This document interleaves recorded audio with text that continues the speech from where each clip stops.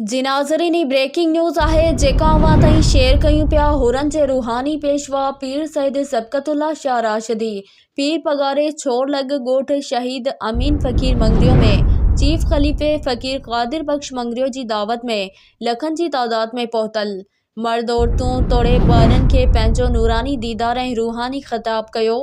इन हवाले सां उमरकोट मां लाइन ते मौजूद आहे यूसुफ असगर मंगरियो। जी यूसुफ, कहिड़ा तफ़सील आहिनि, आगाह कजो। जी बिल्कुल। हुरन जे रूहानी पेशवा पीर सैयद सिबतुल्ला शाह राशिदी पीर पागारे छोर लग ॻोठ शहीद अमीन फ़कीर मंगरियो में चीफ खलीफ़े फ़कीर क़ादिर बख्श मंगरियो जी दावत में लखन जी तादाद में पहुतल मर्द औरतूं तोड़े ॿारनि खे पंहिंजो नूरानी दीदार ऐं रूहानी ख़िताब कयो।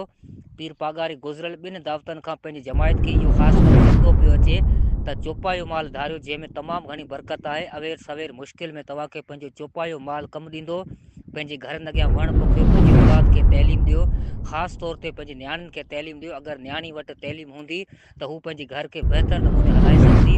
मौसमी असरनि खां बचाव तॾहिं ई मुमकिन आहे जॾहिं वधि खां वधि वण पोखिया वञनि। फ़ौज जे लाइ दुआ कंदा कयो। फ़ौज जे करे मुल्क में दहशतगर्दी तक़रीबन ख़तमु थी चुकी आहे।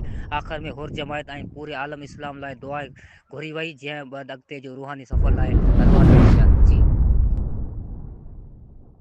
ठीक है यूसुफ, अपडेट करण लाइ महिरबानी।